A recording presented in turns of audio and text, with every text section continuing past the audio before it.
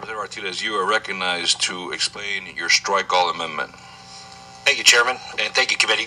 The strike all provides technical changes to the bill.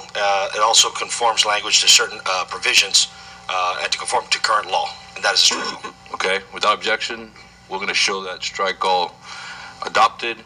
We're going to move back to the bill. Representative Martinez.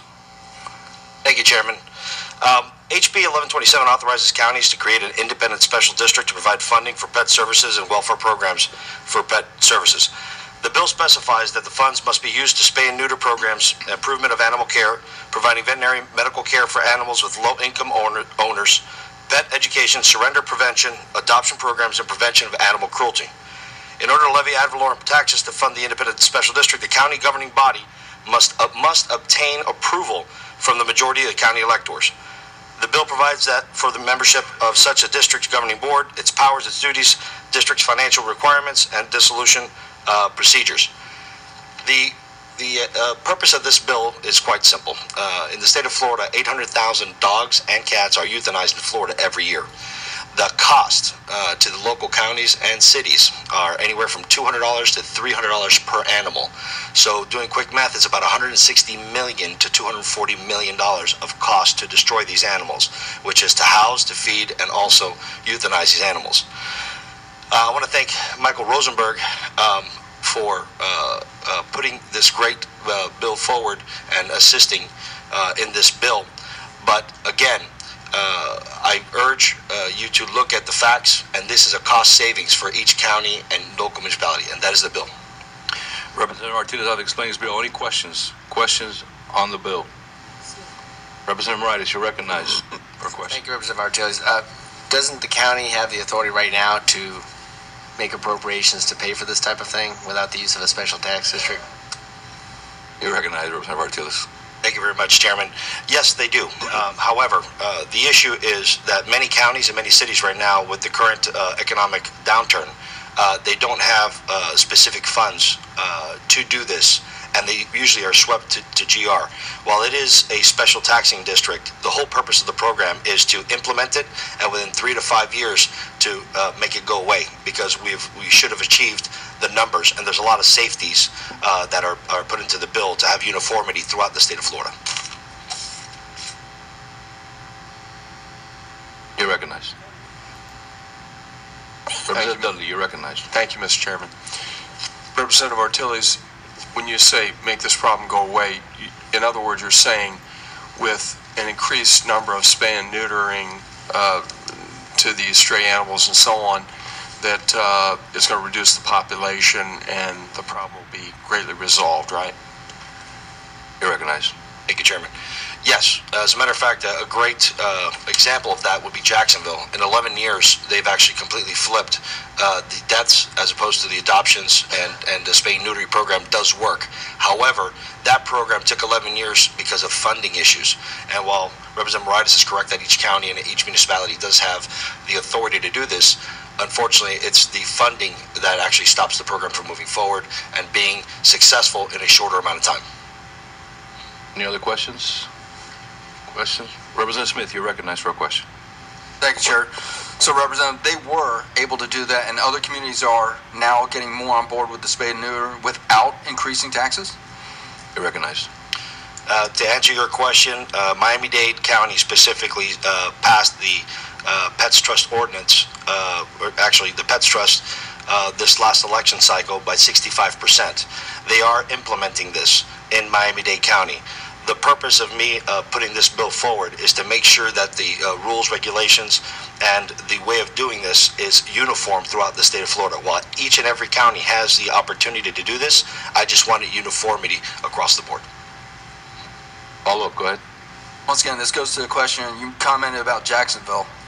Jacksonville successfully is doing this without raising taxes? Representative Martinez. Thank you, Chairman. I do not know where the allocation of the funds come from Jacksonville. I just know of the numbers and how it's reversed the trend of destruction of animals. So that I do know, but I can't get that information for you. Thank you, Mr. Chair. Well, Representative Campbell for a question. Thank you, Mr. Chair. How much these funds would cost the taxpayer? You're recognized. Thank you, Chairman. Actually, the millage is put into the bill. I think it's 0.10677, 0.101, 0.10. It's 0.01 millage or something to that effect. And if I'm incorrect, staff, if you could correct me.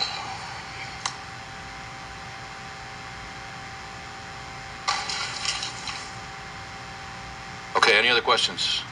While we wait on, you have another question? We're working on that. Any other questions?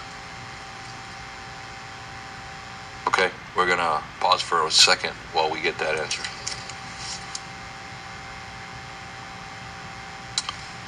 Chairman, I got the answer. And, okay, you're recognized. Thank you, Chairman. Line 200.10. However, shall any district levy millage to exceed a maximum of 0.10 mils, so it could be under 0.10 mils. It depends on the electorate. Again, the whole purpose of this bill is to have a referendum/election before this goes into place, so the voters have a direct participation in the process. Okay. Any other questions? Representative Van Zandt. Thank you, Mr. Chair. In the staff analysis on page 6, I'm reading at the bottom that says the county governing body must obtain approval by a majority vote of those electors voting on the question to annually levy ad valorem taxes which may not exceed 0.1 mils. Once the millage is approved by the electors, the district must seek approval of the electors in future years to levy the previously approved millage. Does that mean every year they come back and vote on that millage? Representative Artiles. To answer your question, thank you, Chairman. To answer your question, no. The millage is set. However, in the original bill file that I had, the language was that every 3 years it'll go back to the electorate to make sure that this program is being effective. And one of the concerns that I had was when building a special district is to making sure that, number one, the goals are accomplished, and number two, that the electorate are always informed and they get to go out and vote every 3 years. But that did not make it to this bill right now.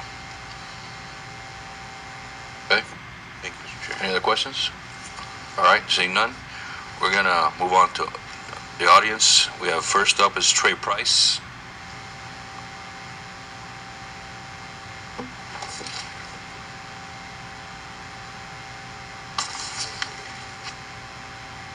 Thank you, Mr. Chairman. Trey Price representing the Florida Realtors. I feel compelled to make the obligatory pet disclosure. I have 2 Australian Shepherds, and one of them got fixed on Monday, so I understand the process very well. I want to make it clear that we do not oppose the bill. I want to point out, however, that I've heard a number of concerns from realtors about bills similar to this that create new special taxing districts. I guess we want to point out that they simply add up on your property tax bill, and we would also suggest that there are a number of ways to fund these important programs. My members would likely point to the pet license tag and other programs that have been mentioned here today. Again, I want to stress we're not opposing this bill per se. We want to point out that we continue to pile on special taxing districts, and a lot of them become folks feel like they're hidden away from the voters. Although this one must be created by the voters, and we appreciate that very much. Again, we want to point out it is a special taxing district. It's ad valorem, and we like to keep after that. So I'd be happy to answer any questions. Thank you, Trey. Thank you. Okay. Next we have Don Thompson.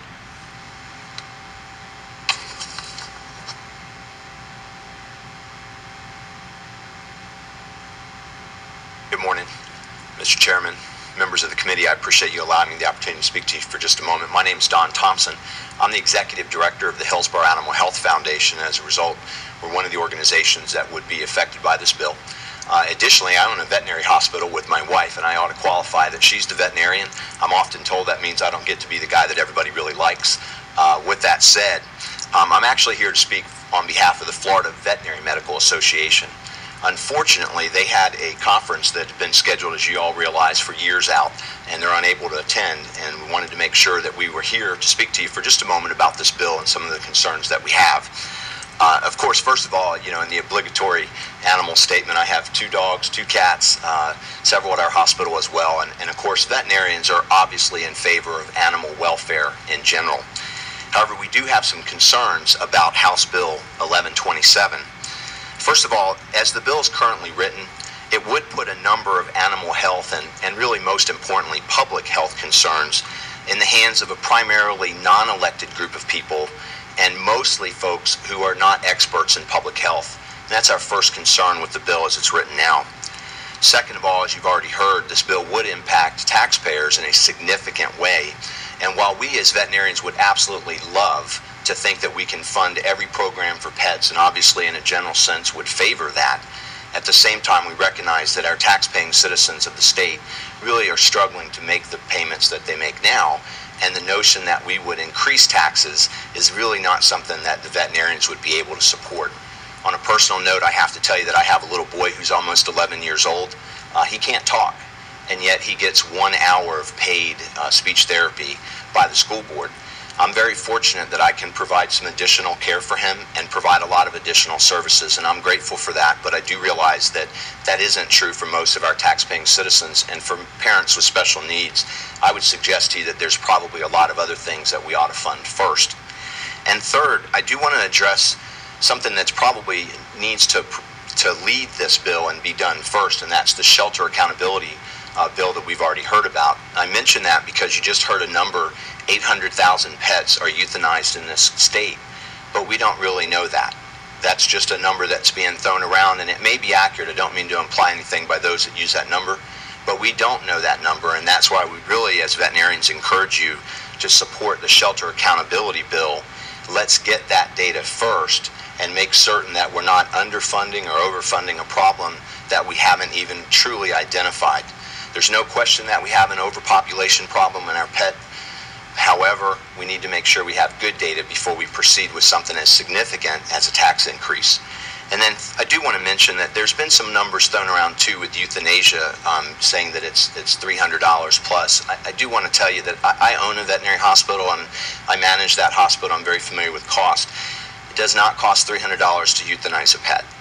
The reality is that it costs money to trap that animal, bring it to animal services, or to my people bring pets to my hospital as well. And we last year adopted out over 100 cats specifically, and quite a few dogs as well. So we're aware of the problem, but again, in terms of euthanasia, it's not that kind of cost. The question is, what do we do with that pet once we have it in our control? And it is those other costs associated with anything that we do. Whether we hold that pet for adoption, whether we pick up other programs, all of those costs are going to exist irrespective. The question for euthanasia itself, it's only a few dollars, unfortunately, to euthanize. Not something that veterinarians want to do, but there are some realities in animal control that we have to contend with, and they're tough. So to conclude, I'm pleased to report that we're going to be meeting with Best Friends, Humane Society, and a number of folks over the summer. And we're really hopeful to be able to come to the legislature next year with some very concrete solutions to solve the overpopulation problem. But we would not want to pass this bill as it's written now, and could not support it as it's written now, because we really don't know the scope of the problem, and we haven't addressed all of the public health concerns and other issues that we as veterinarians have. I thank you for this opportunity to address you, and at this point, if there's any questions, I'd be more than happy to answer those. Okay, thank you. Thank you, Mr. Chairman. Well, Pat Mixon.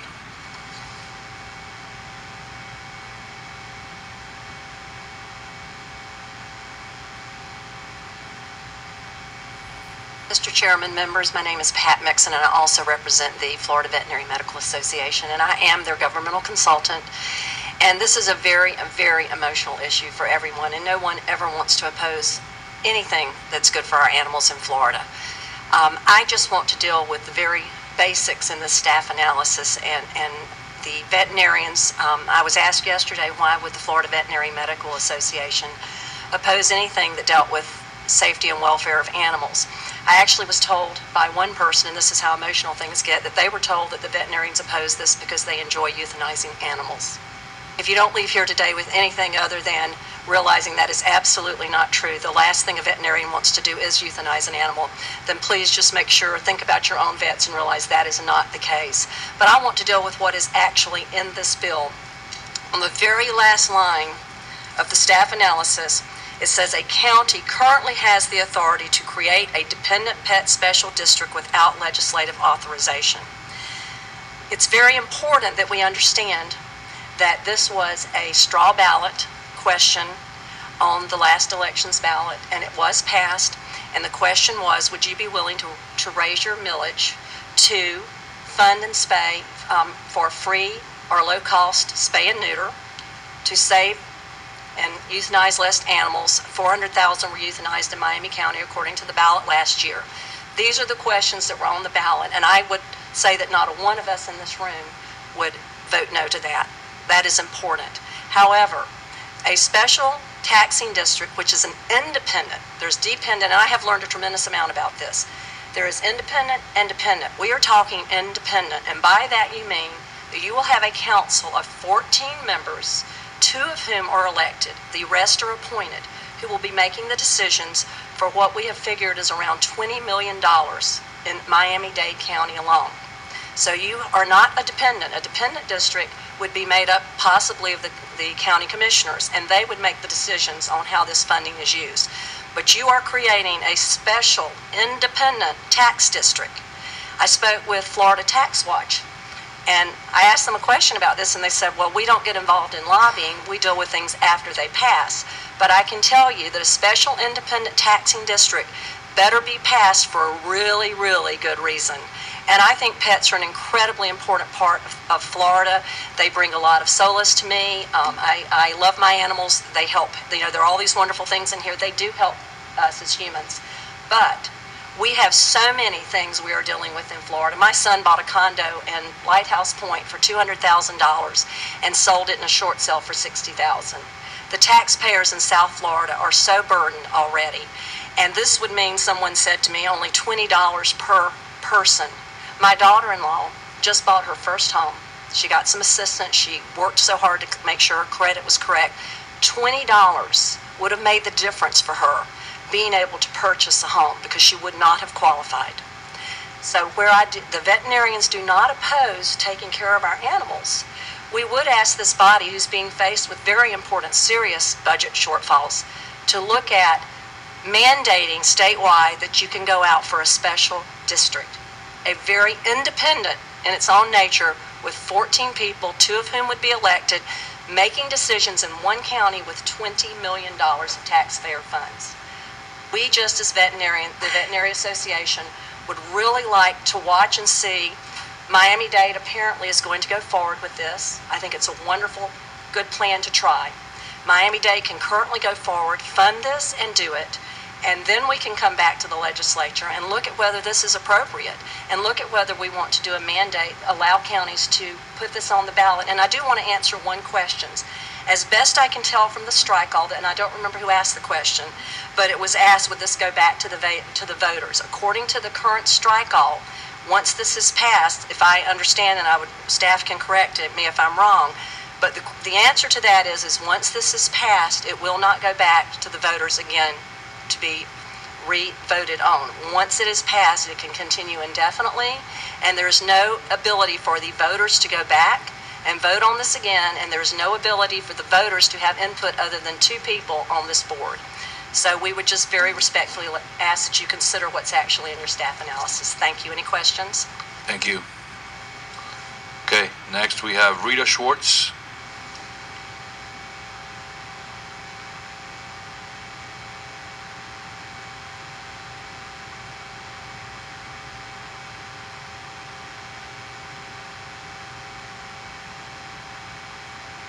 Hi, my name is Rita Schwartz. I'm from Miami, Florida, and I want to thank the Local and Federal Affairs Committee of the House of Representatives for allowing me to speak on behalf of House Bill 1127. I have my own retail business, raise 3 children, work as a community activist, and have spent the past 22 years in animal rescue. I am one of the that stops when you see the scared and frightened animal on the side of the road. I take them to my shelter, to the vet, and then adopt them to a loving home. Over the years, I have saved thousands of animals, but sadly, it will be never enough. As wonderful as the rescue groups are throughout the state, we can never rescue our way out of this. killing 8,000 pets a year. 800,000 pets a year, each year throughout the state of Florida. I co-founded Pets Trust Miami with Michael Rosenberg when he came to me with his idea of creating programs which would help stop the killing in our community. This idea was put on the ballot last November, and 65% of the voters said yes. Yes, let's stop the killing. We have created a terrific plan modeled after one of the most successful spay-neuter clinic programs in the state. That program is in Jacksonville.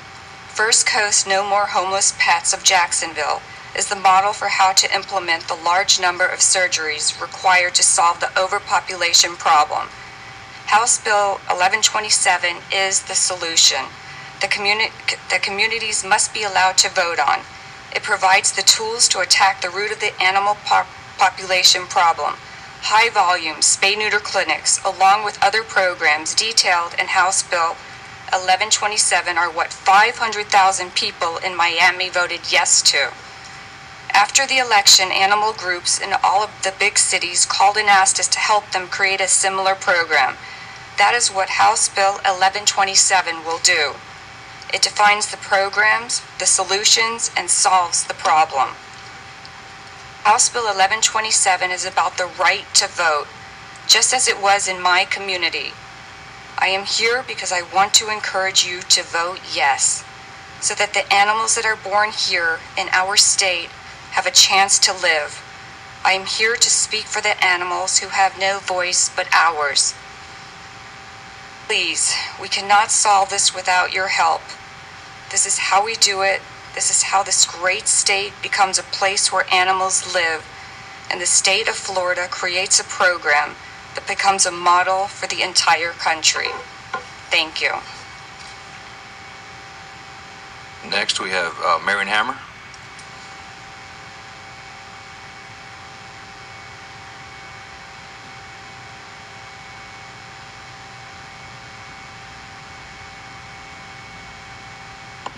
Thank you, Mr. Chairman, committee members. And for my disclosure, I own 3 ragdoll cats, and we take very good care of them. 2 have been spayed and 1 has been neutered. The NRA and Unified Sportsmen of Florida are opposed to this bill. The reason is because we are working to protect hunting dogs, cattle dogs, police dogs, rescue dogs, seeing eye dogs, all working dogs, as well as our pets. And we all take very good care of our pets. But they are in jeopardy from diseases being brought into Florida by unwanted animals that are being dumped in our state from other states and countries. And even though tens of thousands of pets, and perhaps hundreds of thousands, are euthanized in our state every year, truckloads of unwanted pets from other states are still flowing into Florida. If this bill passes, Florida could become the pet welfare capital of the nation. Every state would probably want to send their excess and unwanted pets to Florida so our homeowners can pay taxes to take care of them. This bill sets up the potential for an ongoing tax burden for a pet welfare system that will encourage even more dumping. We all know it's hard and getting harder to pay for welfare programs for needy and deserving human families and homeless citizens. And now they want more taxes on homeowners to pay for pet welfare. For those who say, let the people decide, well, that's part of why you're here. You shouldn't put things on the ballot that you know are likely to be misunderstood and would be bad for the people. Have you ever seen people go to the polls and vote for things they didn't know anything about? And when they realize they messed up, they say, well, it sounded good at the time. How do you think we got pregnant pigs in our Constitution? And finally, committee members, this is a Miami-Dade bill. they had a straw vote and their voters voted for it. So why isn't this just a local bill if they think they need legislation? Why are they trying to force Miami-Dade's problems on all of us? This is a tax bill. Ad valorem taxes on homeowners, but not for children, not for schools, not for health care, but a tax on homeowners to pay for other people's pets. So please vote no. Vote against a very bad tax bill, because make no mistake, that's exactly what it is. Thank you, Marion. I believe we have a question from Representative Rodriguez. Thank you, Mr. Chair. Thank you for your testimony, Ms. Hammer. I wanted to ask you about the animal importation issue. If you could elaborate a little bit in terms of where the animals are coming from and where they're ending up. We don't know where all of them are ending up because there's no record keeping. The bill we had earlier today that we supported would require record keeping and transparency. We know that truckloads of animals have come in from Gulfport, Mississippi. 18-wheelers come in here once a month, we've been told. We know that some of them are coming in from North Carolina. We've heard that they come in from Georgia. But because of the lack of transparency and record keeping, we don't know for sure how many or where they're coming from or where they end up. But I know that Mr. Rosenberg confirmed for us in talking to a shelter in Gulfport, Mississippi, that they send an 18-wheeler full of animals here to Florida every month. You follow up? Go ahead. Thank you, Mr. Chair. Are some of them ending up in our shelters, our animal shelters? We suspect they are.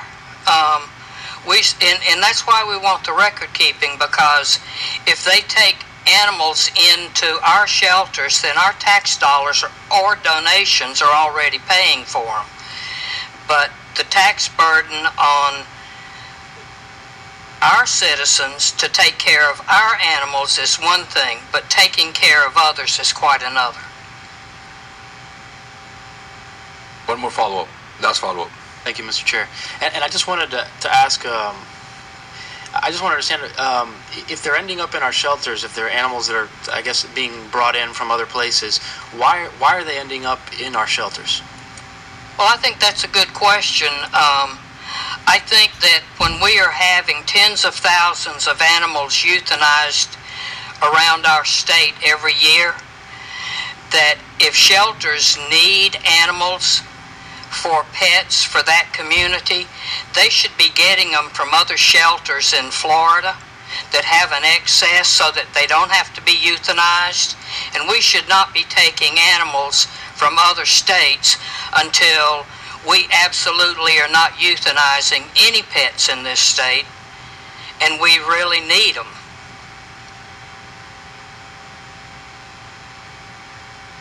Thank you, Marion, for your testimony. Next, we have Michael Rosenberg.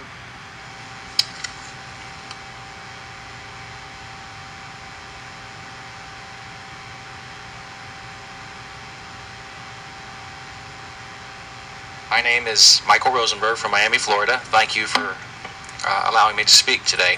I'm not a lobbyist. I have a special interest that doesn't pay me. It's the animals. I went to ask them for some funds, and they just kiss me and lick me. So that's the group I represent. Yesterday was a very interesting day for me. It's the first time I was here to do what I did yesterday, was meet most of you and tell you about what our plan and idea is, sort of get a tally of how you feel. And it was a long day meeting most of you to talk about our plan. And last night when my friends and relatives were calling me, they asked me where I was, and I said I'm in Tallahassee. I've changed the name of this city to Tallahassee. And it was quite an interesting day for us. This picture is what educated the people in Miami to what the problem is. And it's be in an animal cage. The reason that happened is because I found out from the head of Animal Services. I've lived in Miami 30 years. I had no idea about what was going with the animal situation. And I had a meeting with the Animal Services at an organization that I belong to, and I innocently asked him a question: how many animals are killed in that building where the Animal Services are? And he said, well, it's 20,000 a year. 20,000 are killed a year. And I had no idea. I couldn't believe it was 20,000 a year. Are they all sick? No, most are healthy and adoptable. 60 to 70 every day. I said, you must have had a bad year. How was the year before? It was 21,000. Well, how was the year before that? 20,300. Well, it goes back 30 years. An average historically of 20,000 a year in Dade County. So if you look going backwards and you don't make any changes going forwards, you just know it's going to be 20,000 a year. It's not going to change. You just know that. So we put together a bunch of people to total grassroots to try to come up with a way to solve this problem. And what Animal Services told us is that they get 130 animals every day that come into the shelter. Every day, 130. Tomorrow, 130. Every day, 130. There's too many animals, so we need to do aggressive spay-neuter programs. And the funding required to do that is just not there. So we went to our county commissioners and we said, could the community vote on this if they wanted to fund animals? There's programs for senior citizens, for children, for adults. There really isn't anything for animals. So we went to the ballot. 500,000 people, after they were educated about what happens, voted to do this. 65% of the population voted to do it. And the day after the election, something really remarkable happened. Two things. We got phone calls from about that following week, about 14 different communities in Florida wanting to know how did you do that? We want to do it here. There's 30,000 animals a year being killed in Fort Lauderdale, 15,000 in Palm Beach. In fact, in your districts where you come from, the total number of animals killed in your districts, then you can go online and get this information. It's 119,000 animals from your shelters in your districts. So $20 to $30 million is being spent every year just from your districts here to kill animals. So we had to answer to these communities, how did we do this in Miami? That's part one. Part two, the average person's tax in Miami went up for the household, not per person, for the household went up $20. Now, we heard, how do you say $300 a kill an animal, $240 a kill an animal? The actual killing moment, the shot, that's $10 or $15. But there's things that happen way before that. You have to pick the animal off the street, you have to take them to the shelter, you have to feed them, you have to take care of them for 5 days. When you add all that up, it's $250 to $300. So in Miami alone, we spend $5 to $6 million a year killing animals. It costs $65 to spay or neuter animals. So we're constantly attacking the wrong end of the problem. This is, there was talking about the importation of animals here. I called the city of Gulfport, Mexico, Gulfport, Mississippi, and they bring animals here because the shelters need a certain type of animal. They look for puppies and small dogs because that's what's adoptable. So the perfect example is Tampa Humane Society has kennels that are empty. They need small dogs and puppies. They go over to the Tampa Humane Society where they kill 15,000 animals a year and they say, do you have small dogs and puppies? And they don't have them. So they bring them in. Not truckloads and truckloads and truckloads and truckloads. Gulfport, Mississippi this year has sent only 200 animals here because they get adopted here. The amount of money that it would cost in Dade County was $20. The amount that it would cost in Fort Lauderdale is $15. The amount of money it would cost in Fort Myers would be $5. Every county would be a little different based on their needs. But for sure, if we don't do anything, what happens is that hundreds of thousands of animals are killed in Florida every year. If you look at your watch and you go 24 hours ahead tomorrow, there will be approximately 800 animals killed in the state of Florida, and we'll spend about $200,000 to do that. Happens every single day. The veterinarians have said they oppose this. We've tried to speak with them. I've called, texted, and emailed. Can we work with you, veterinarians? I haven't gotten any answers back. In Miami, they had the same concerns, but we did talk to them. This is a letter, I'm not going to read it, but this is a letter from the head of the Veterinary Association of South Florida. And they talk about how great it's been working together, how great it is creating plans that will make it better for the vets. We haven't had the opportunity to do that with the state veterinary board because we can't get them to call us back. At the end of the day, if we do nothing, for sure, hundreds of thousands of animals are going to die in the state of Florida, and we're going to spend tens of millions of dollars to do it. Tens of millions of dollars, and that's a tax we're already paying. That is the killing tax. We're all paying that every day. We don't think about it, but we're paying that tax. What we've done in Dade County is created a living tax. That tax replaces the killing tax. When we solve this problem of overpopulation, we won't need the killing tax. And once we solve the problem of overpopulation, we won't need the living tax. We'll have fixed this problem. And that's what this bill does, is it fixes a problem that's gone on for decades and nobody's addressed. It just keeps going on and on. I hope you'll support HB 1127 and give the animals a chance to live. I thank you very much. Thank you, Mr. Rosenberg. Representative Smith for a question. Thank you, Mr. Chair.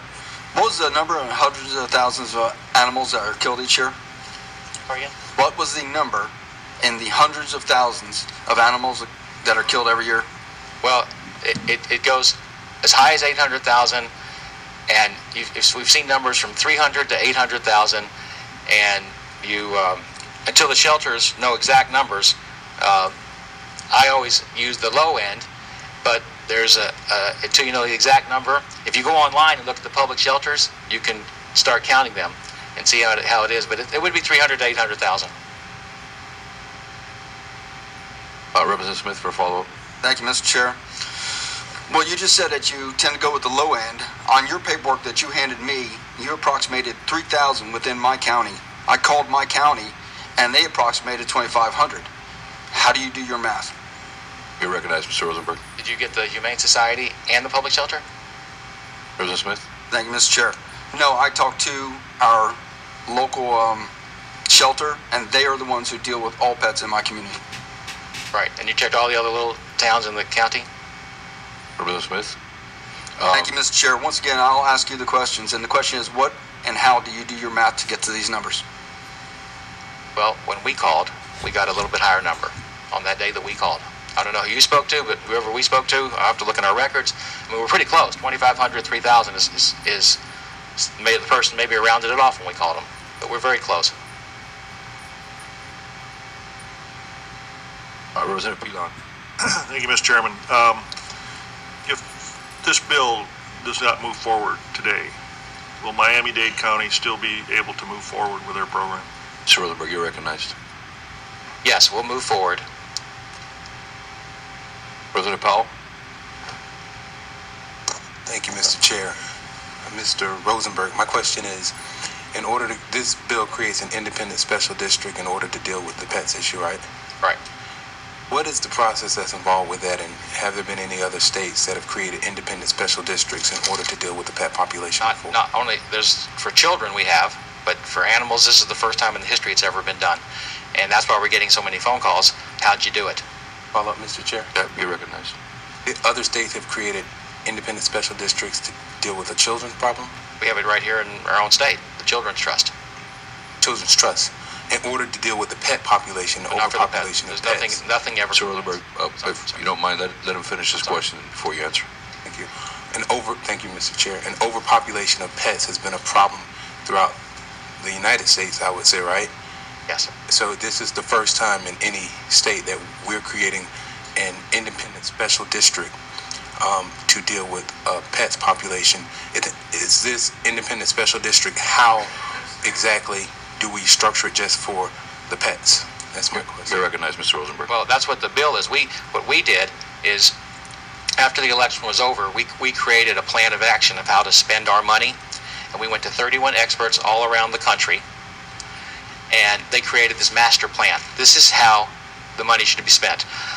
Detailing, for example, that 70–80% of the money should be on spay-neuter, 10% on educating people, 5% on adoption programs. 31 experts weighed in on it. When we saw this come in, we realized, as these other communities were calling us, we need to have a uniform plan that would work in all the different counties and cities around the state, which is why we're here. So the plan that the experts gave us is House Bill 1127. That's top experts from all the veterinary schools around the country. Thank you, Mr. Chair. You're welcome. Representative LaRosa for a question. You mentioned that you spoke to 31 experts. Did they elaborate at all, other than the use of the funds, of maybe where else this is happening? I know you said this is the first time in the country, but have they looked at this any further? They are amazed at what we have done, and all of the national animal groups believe it's the first time that we have a chance to actually come up with a solution for the problem. So the praise that Miami got for doing this is unbelievable, plus all the other communities that have called us. So we need a uniform plan. That's what this is a uniform plan. These experts, unbeknowing that it was going to go to other communities, just helped us craft our plan. It's just detailed immensely how this money is going to be spent to solve the problem. They'll follow. There's other states that obviously have this similar issue, and there's also some states that are very unique in the deformity of the way Florida is designed. I'm going to point to California, and I won't point to them for many things, but this is probably a scenario that they have as well, and uniqueness as far as the way their counties and the way their cities are ultimately broken up. Has there been any consideration to contact folks in a state such as California, or speak to the heads of their departments?